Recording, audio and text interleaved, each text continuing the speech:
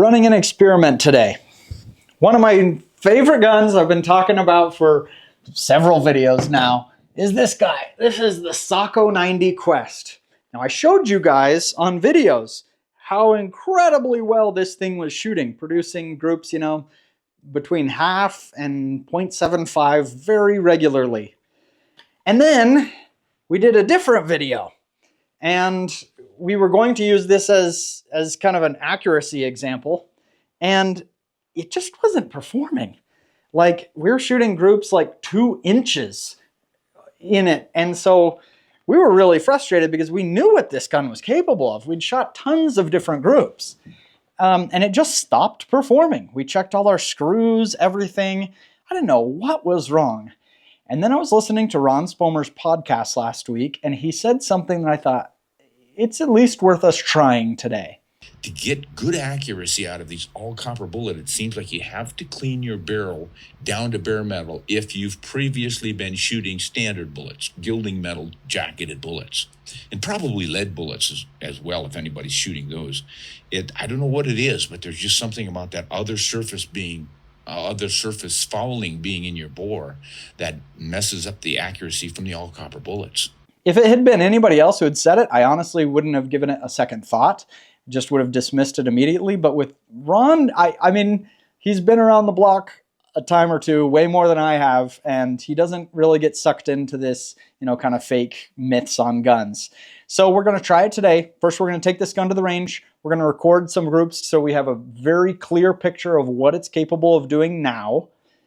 And then we're going to clean it, we're going to shoot it again, and we're going to see if Ron is right.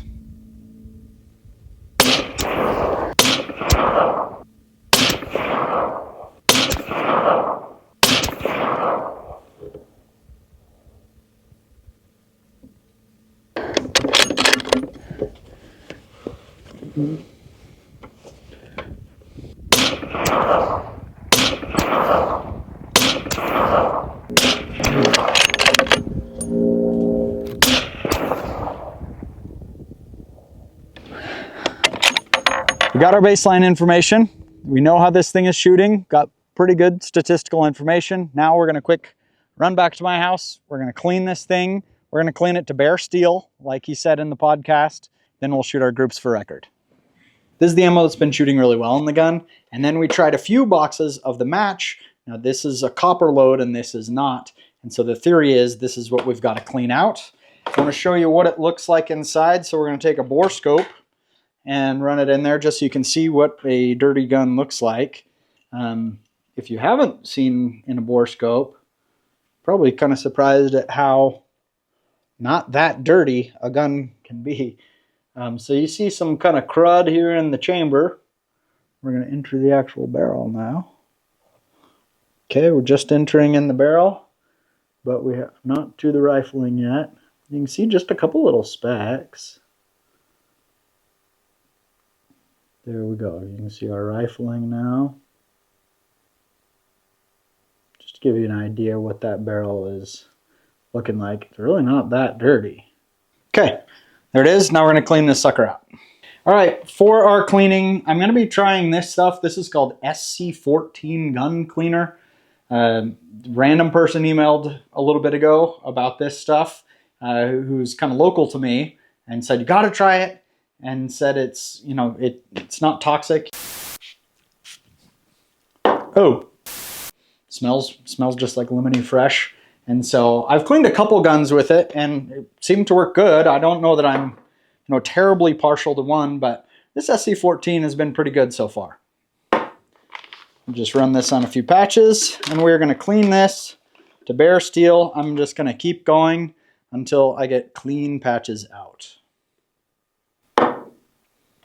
I can still taste it. All right, we're coming out clean. Run our bore guide again so I can show you. Very clean. A couple tiny little specks I missed. Just about as good as we can expect.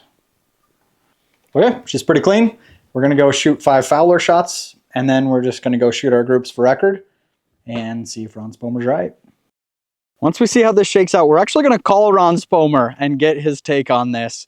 But first I want to show you our sponsor, Sightmark. This is the Presidio scope. This is around a $400 scope with the features of much more expensive scopes. I love the huge throw lever so it doesn't move the gun around too much as you zoom in and out. It is first focal plane so that when you zoom in, your reticle is going to increase in size, so the markings on there are always correct if you want to hold for distance or wind. If you're one of those people who doesn't like a complicated reticle with markings and stuff everywhere, you'll really appreciate this one. Other thing that I thought was cool is the glass is very clear, especially for this price point of a scope. So check out the Sightmark Presidio, and next time we're going to show their mini thermal, which is also pretty sweet. We are back. Got the exact same setup. Absolutely nothing has changed other than we ran home real quick to clean this thing. Now we're going to see how she shoots.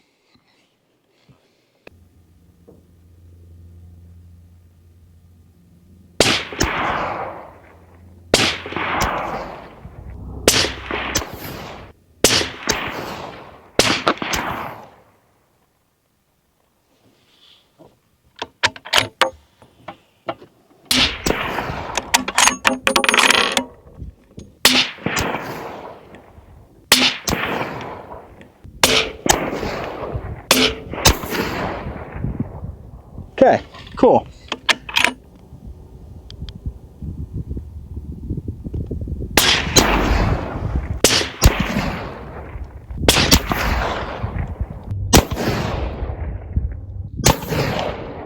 Okay, well, it's tough to be real upset about those groups. So we had, what was that before we changed the paper? It was 0.45. 0.45, okay, that's what I was thinking. 0.45 was the first group of it. And these are 5-shot groups. And then, 0.5895. Then, 0.6925. And then, oh, whatever that is, 0.8145. Like, this is a completely different gun. It's amazing. So I want to be clear what we're talking about. So we maybe had 150 shots through the barrel. So it's not just the gun was dirty and it needed to be clean. 150 shots, you should still be okay. What happened is we shot the copper, switched to lead, and now we're going back to the copper ammo. And for some reason, the copper just doesn't like that. That's what Ron said. It didn't make sense to me, but I mean, this is proof. I mean, we shot a lot of groups before to get good data of how it was performing, cleaned it, and now it's tough to argue with that. That's incredible for a 300 Win Mag especially. I want to go back to the truck and just call Ron, see if he can answer here. See if he can explain this to us, because it doesn't make sense. That shouldn't work, but it obviously did. Hey Ron, it's Jim from Backfire. How are you? Hey Jim, real well. What's up? Well, you saved me big time. If you don't mind, I'm going to record this. I want to show this on the channel because you just saved me a lot of money. I saved you money. Send me my share. Okay, let me tell you what happened. So I was listening to your podcast a few weeks ago, and you said something that when you first said it, I thought that has to be an old wives' tale. There's no way that's correct. And if it was anybody else who said it, I wouldn't have given it two thoughts. But with you saying it, I thought, okay, we better try this. I know you're not the type of person to kind of fall for the latest kind of fake trick online. So I have a Socko 90 that's incredibly accurate with the copper, notably copper powerhead blade ammo. And I recorded a whole bunch of groups that, I wrote down the size of the groups. I'm not just ignoring the big groups. Like I know how that gun should shoot. And then we also tried some match ammo from Socko that's lead ammo. It was shooting well as well. But then, a couple weeks ago, I went back to the copper, and it was just, the groups were terrible. So maybe you can see where I'm going with this. I heard on your podcast that you said, if you shoot, a copper load in a gun, then you switch to lead, you really need to clean the gun before you go back to copper. Anyway, I just tried it, and I'll be darned, it didn't work exactly as you said it would. Why is that? It doesn't make sense to me. So after you clean the barrel, after shooting the lead bullets, the gilding metal jacketed lead bullets, you were getting lousy accuracy when you went back to copper. Then you cleaned it, all the stuff out of the barrel, got it down to bare metal, started over again with the copper bullets, and one on top of the other, your goop size is shrunk. So there you go. Now, why does this happen? Great question. And I don't know. I've never dug into why it would happen. You scratch my head and think, okay, you've laid down the gilding metal and the carbon fouling in your barrel. Why would a copper bullet suddenly not be accurate under that circumstance versus clean barrel and then copper on top of copper? It is. All I can think of is a different stickiness, if we can use that term, of the materials. Gilding metal's got 5 to 10% zinc, I think, in the copper to make it gilding metal, which is what most jacket bullets are. And it's a little more brittle, whereas pure copper is a little stickier. Why? I don't know.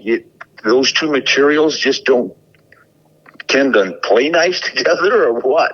I don't know what it is. And so is that something you've just kind of found from your own experience, or have you heard that from somewhere else? Both. Yeah, I saw it myself and I heard about it too. And just like you discovered it, I went, by golly, this really is what's happening. You just do run a few tests like that and you can see it. So now whenever I'm working with copper, I clean the barrels right away to get any old fouling out of it to start fresh. And if I'm consistent then with my copper, golden.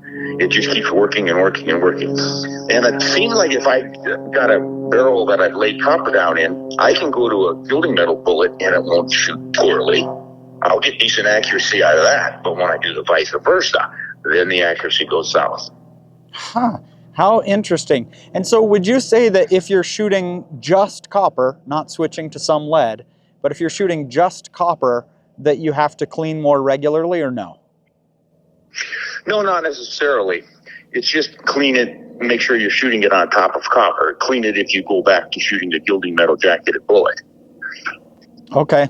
And when I cleaned it, I cleaned down to raw steel. I really cleaned it thoroughly. Do you feel like that's necessary, or can we just run a couple patches? No, I would clean it down to bare steel to really give it a fair chance. A lot of guys will say, oh, I tried copper and it was really inaccurate. Well, they probably shot it out of a barrel that they've already fouled with gilding metal jacketed bullets.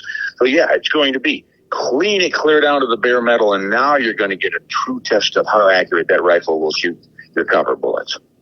Okay. Well, I'm fascinated and I'm appreciative. Ron, you're a national treasure. Well, I don't know about that, but I'm glad I could help you out here, buddy. All right. Thanks, Ron. You betcha. We'll see ya. All right. So I like this ammo, and I did just want to make sure I note if, this match ammo is great. There's nothing wrong with it. Any lead ammo, apparently, if you've shot copper in a barrel, just keep shooting copper. And if you try lead in there, before you go back to copper, you got to clean that barrel. I wouldn't have believed it if I hadn't seen it myself, but it definitely made a big difference. This is an expensive gun. It's like a $3,500 very premium gun. I love it. It's maybe my favorite in the gun vault. But I don't know what I would have said. Like, it just wasn't performing like it used to. And so Ron kind of saved me my $3,500 gun here. It's back shooting to its former glory. And it was just that one little tip. So Ron, thank you. You're a gentleman and a scholar. See you guys.